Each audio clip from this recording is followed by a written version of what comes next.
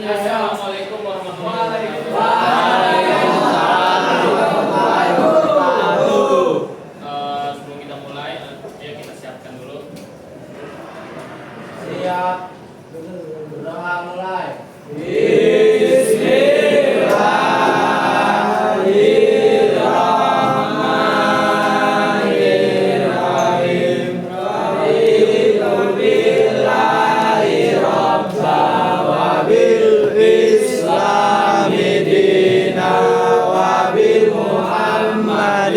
Nabiya wa rasulah Rabbi zidni ilma warzuqni fahma amin. Memberi salam. Assalamualaikum warahmatullahi wabarakatuh. Waalaikumsalam warahmatullahi wabarakatuh. Gimana kabar kalian nanti nih? Oke, sebelum kita mulai pembelajaran, saya mau absen dulu ya. Ya, Pak.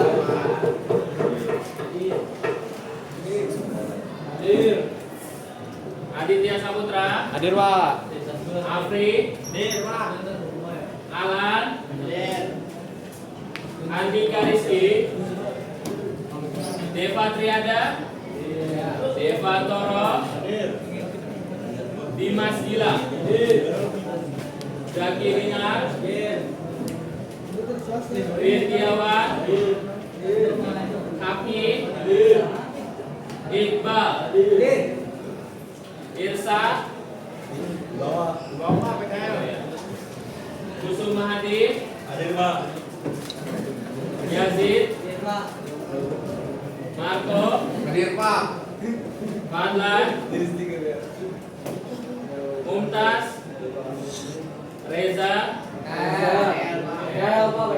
Faisal, Isanuddin, Isan Azizi, Ridho Zaiman, Rizky Fadila,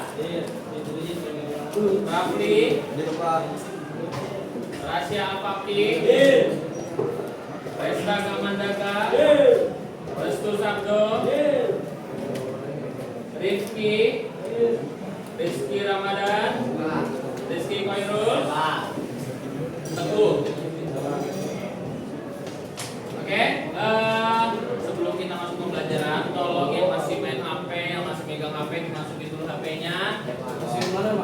Dimasukin ke kantong, dimasukin ke kolong. Kalau ada yang ketahuan lagi main HP, sesuai kesepakatan kita akan diambil HP-nya. Paham ya? Oke. Kemarin kita telah mempelajari di pertemuan pertama ya. Ya. Kita telah mempelajari tentang apa? Nilai-nilai yang terkandung dalam Pancasila. Oke, sebelum kita masuk ke materi ini, saya mau ngasih SBG sedikit. SBG gampang. Kalau saya tanya atau saya bertanya tentang beberapa kasus-kasus, maka kalian jawab kasus tersebut masuk ke sila berapa. Paham ya? Paham. Oke. Kasus pertama. Kalau ada tetangga saya yang terkena bencana, maka saya harus membantu. Itu termasuk ke dalam sila kedua. Ya, betul. Termasuk ke dalam sila kedua. Nah, ya. Oke, lanjut. Kasihkan semua. Oke. Kasus kedua. Tetangga saya itu ada yang terkena COVID-19. Dan saat itu pemerintah memberikan dana bantuan sosial. Itu termasuk ke dalam sila berapa? Sila ke? Sila kelima. Tuh, oke. Kasus ketiga, saya toleransi dengan tetangga saya yang beragama non-muslim. Saya, Pak. Silakan satu. Betul, kamu.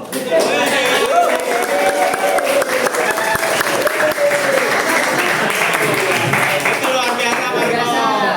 Luar biasa kali kamu, Marco. Ya. Karena kalian sudah paham ya, karena kalian sudah paham dengan materi kita sebelumnya, maka kita akan masuk ke materi ini sekarang. Perhatikan, materi kita hari ini adalah tentang Pancasila di kehidupan masyarakat atau secara konseptual diterapkan dalam kehidupan masyarakat.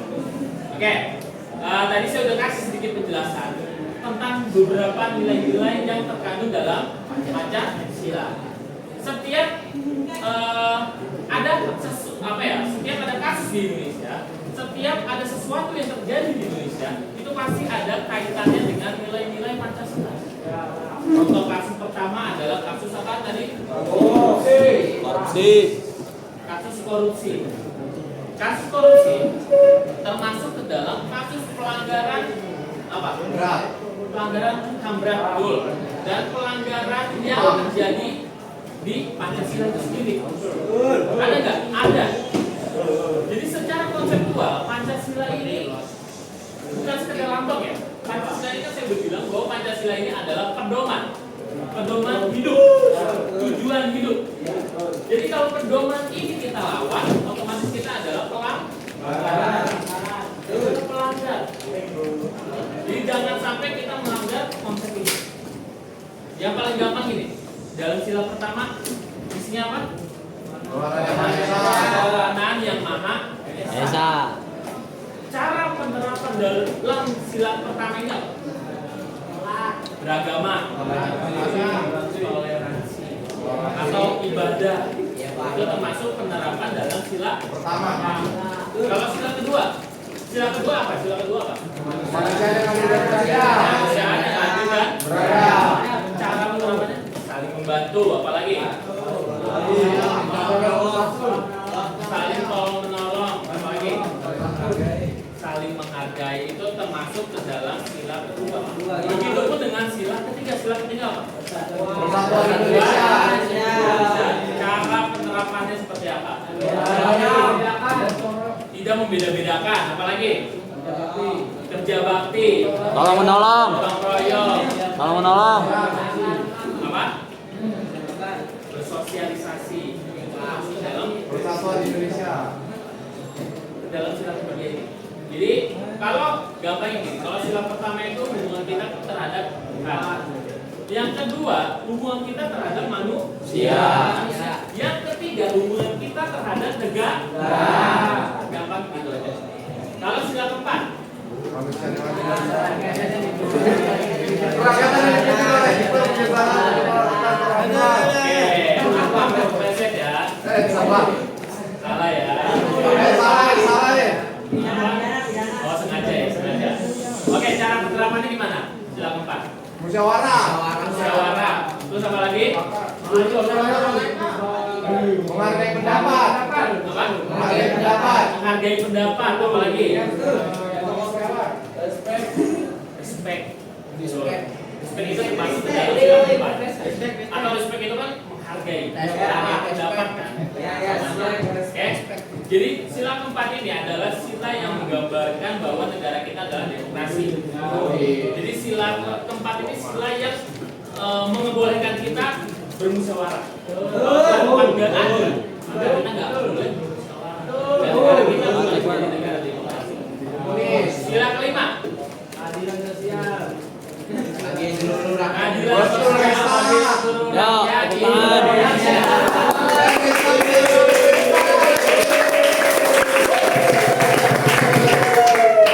Cara penerapannya seperti apa?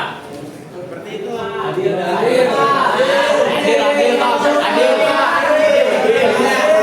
Tidak korupsi. Adil dalam hal apa? Sosialisasi, Pak. Hal apapun. Dalam sosial. Adil dalam musyawarah, Pak. Perhatikan, Pak. Pak, bedanya apa sih? Adil dalam sosial dan adil di sila kedua manusia. Beda. Kalau sila kelima ini lebih ke arah adil secara sejahtera sosialnya, kesejahteraannya. Tapi kalau yang kedua itu kan keadilan secara manusia. Hubungannya kembali adalah kesejahteraannya. Yang berduit. Oke, perhatikan semua. Dalam 5 sila kita ini semua saling terkait. Jadi nggak ada yang boleh cuma ngambil satu. Semua harus diambil. Jadi misal, Pak saya mau ngambil sila pertama aja Pak, sisanya nggak bisa. Harus 5-5-nya. Kenapa Pak?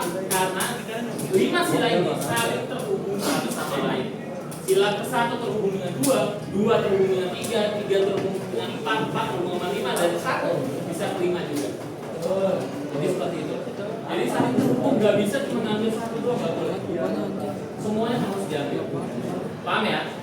Oke, kalau kalian paham, di sini saya mau kalian bikin kelompok. Saya mau kalian bikin kelompok. Satu kelas ini ada berapa anak sih?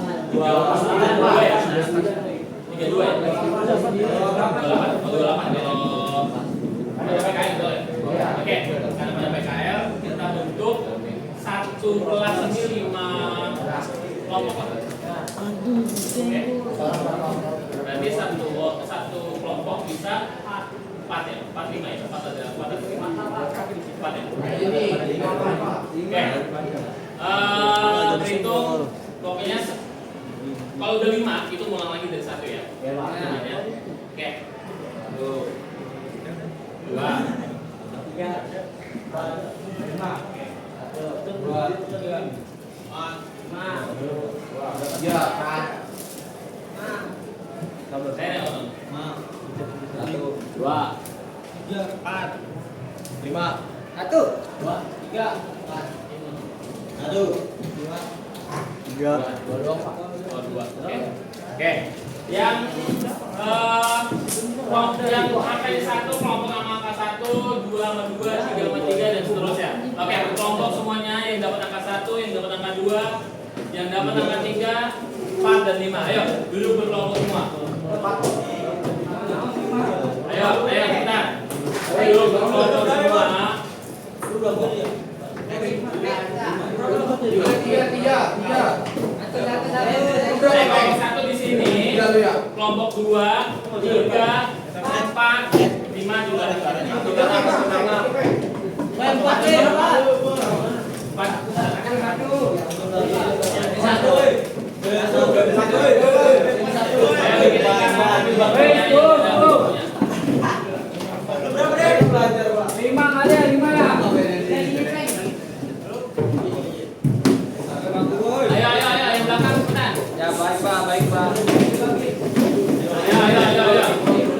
Bikin kelompoknya satu kelompok. Tiga. Pak, 2 mana Pak? 2. 2 sini. Saya kelompok berapa Pak? 3 siapa lagi 3? 5 woi.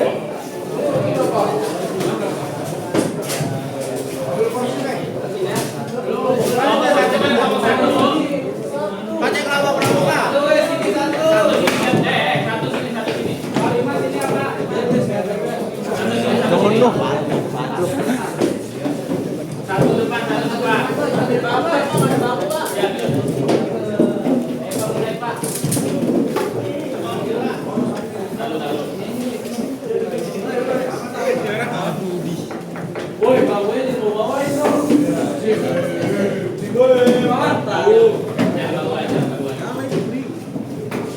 Satu sini.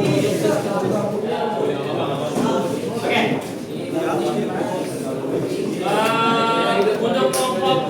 Untuk ketua kelompoknya tolong maju satu-satu. Ketua kelompoknya 1, 2, 3, 4, 5.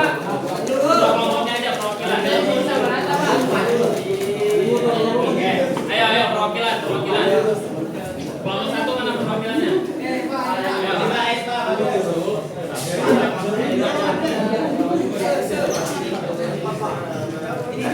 Ambil satu-satu.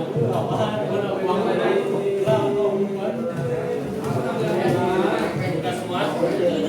Ya. Oke, bawa dulu ke kelompok kalian masing-masing. Perhatikan. Di situ dalam kertas itu ada kasus. Ada kasus yang pernah terjadi di Indonesia dari rentang 2024 sampai 2025. Tugas kalian adalah kalian identifikasi kasus tersebut. Ya, ditulis. Kalian identifikasi kasus tersebut, kenapa bisa terjadi, kapan terjadinya, dan bagaimana solusinya. Ya. Kalian nanti hasilnya kalian tulis di kertas lembar. Oke, di kertas lembarnya jangan lupa juga ditulis namanya, kelompok berapa. Oke, nanti kita presentasikan. Oke, sekarang kalian identifikasi dulu, cari dulu, lalu tuliskan. Oke, kalian cari dulu. Hah? Carinya boleh pakai internet. Oke, ya, cari berita online dan sebagainya. Tapi jangan pakai AI ya, jangan pakai ChatGPT. Ya, identifikasi. Jadi kenapa itu bisa terjadi, kapan terjadinya, penyebabnya apa, terus solusinya apa.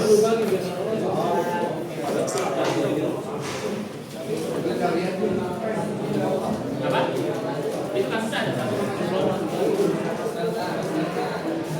Cuma satu. Kasusnya itu ya. Kasusnya yang ada di kertas itu ya.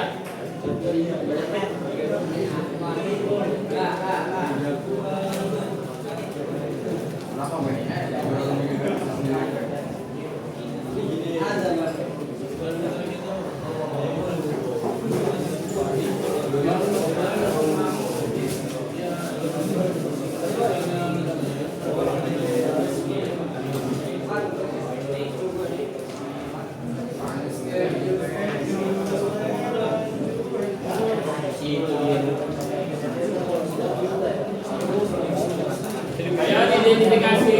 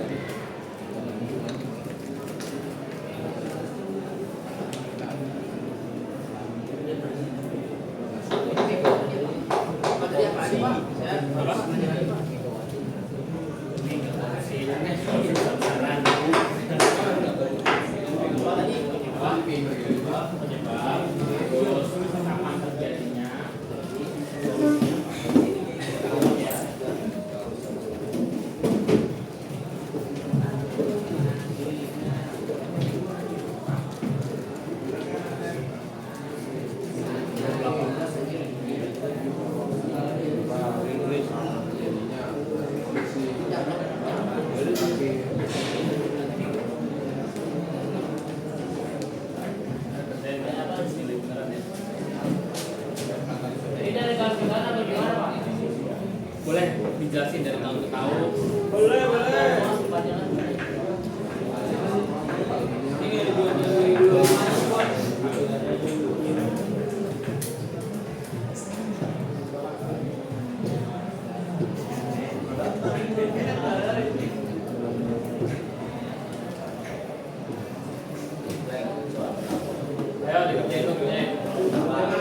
Cari Pak.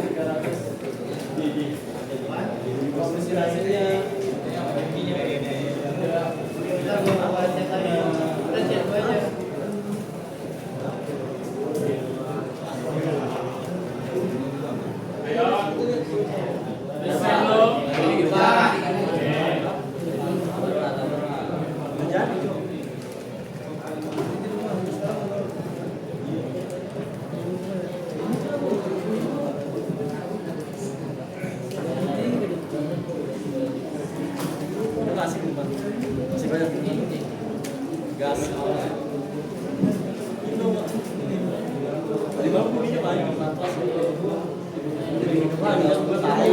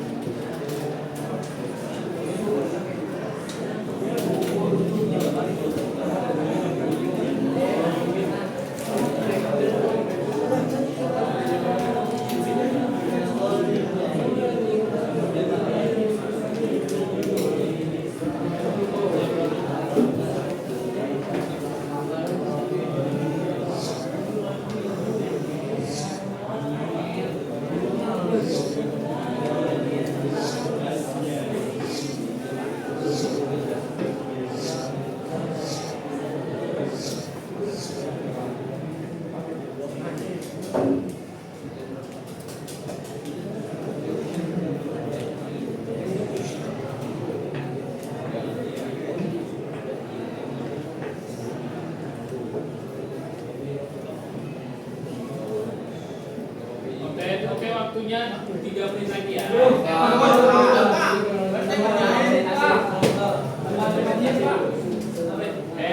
Sampai deh, menit lagi.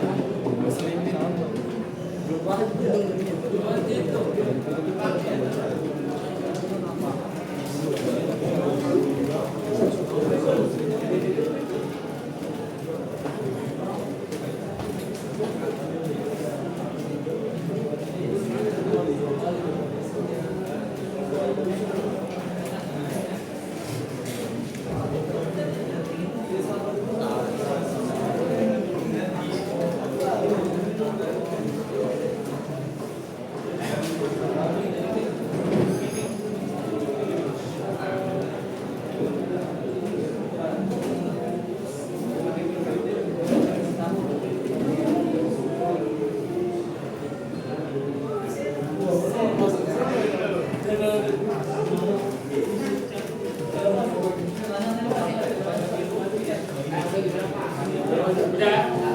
Oke. Siapa lagi yang udah?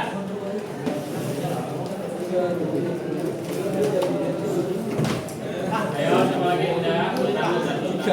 Pegang dulu.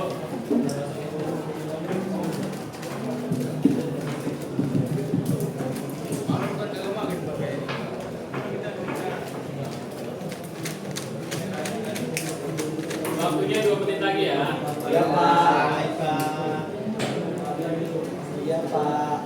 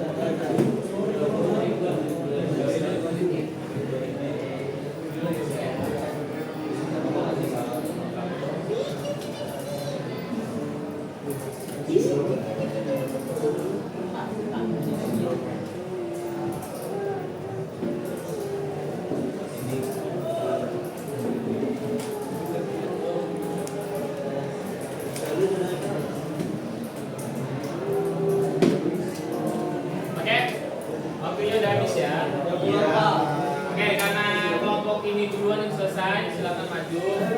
Kita presentasi. Dan pulang Pak. Ayo maju presentasi. Ayo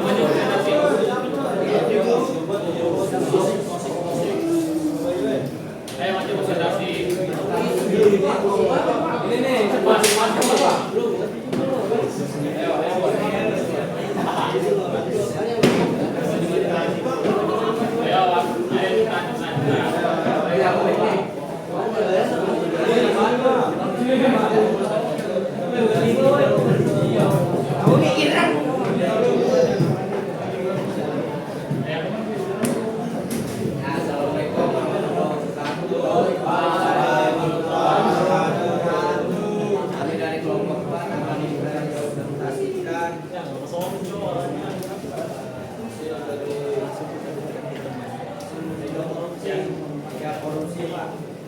Dia juga belum tutup.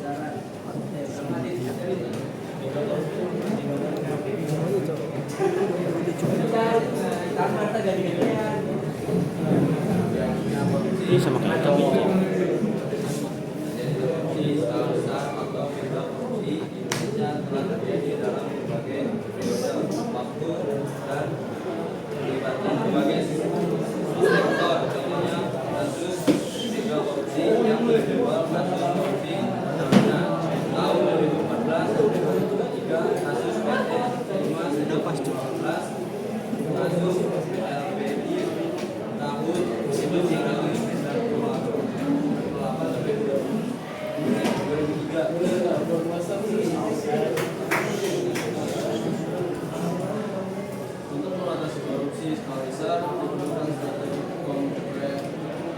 komprehensif yang melibatkan penegakan hukum yang kuat, pendekatan transparansi dan pengadilan akuntabilitas serta penegakan hukum yang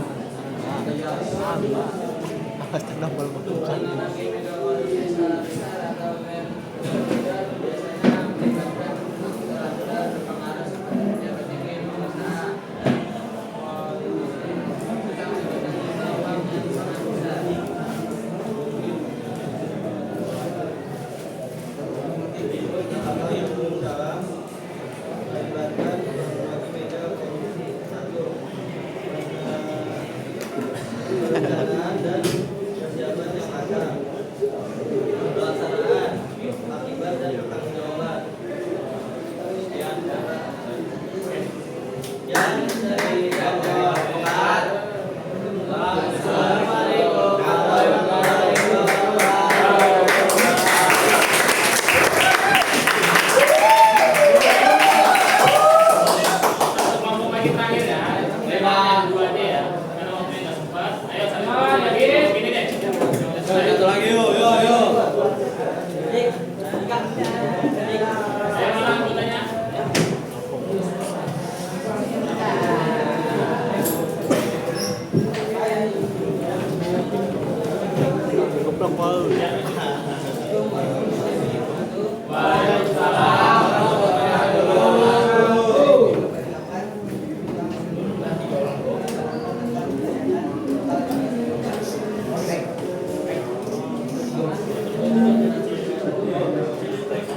Saya Marcos sebagai anggota. Ayo perhatikan dulu.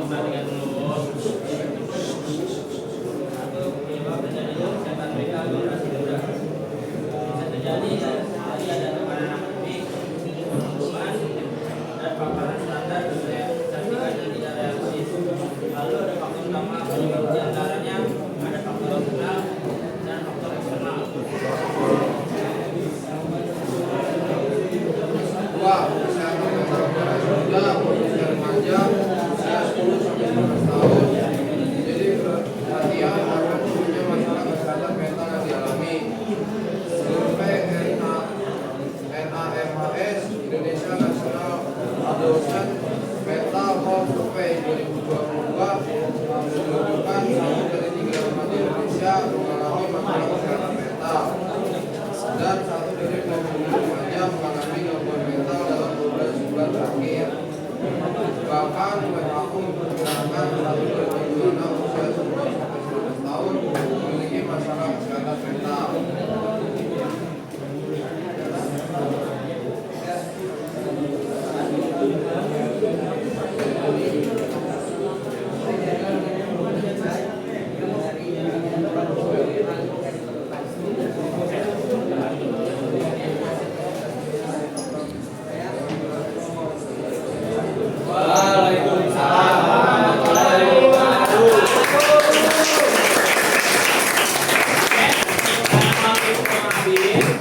Tolong yang tadi diskusi, hasil diskusinya yang belum sempat ke depan, silakan kumpulkan dulu. Baik Pak. Jangan lupa ditulis nama kelompoknya ya.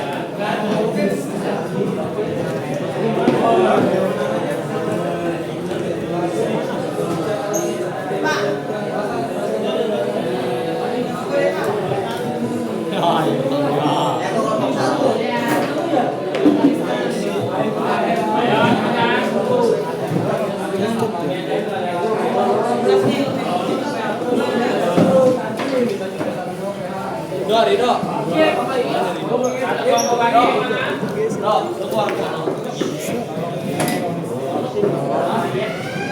Dan Pak. Oke, karena waktu kita sudah habis, tolong rapi-rapi siapkan dulu kelasnya. Dulu rapi-rapi.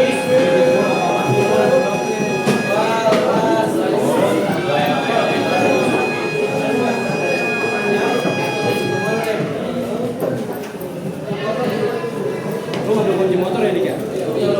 Ajak rapi. Ayo yang rapi, yang rapi, yang rapi. Aduh,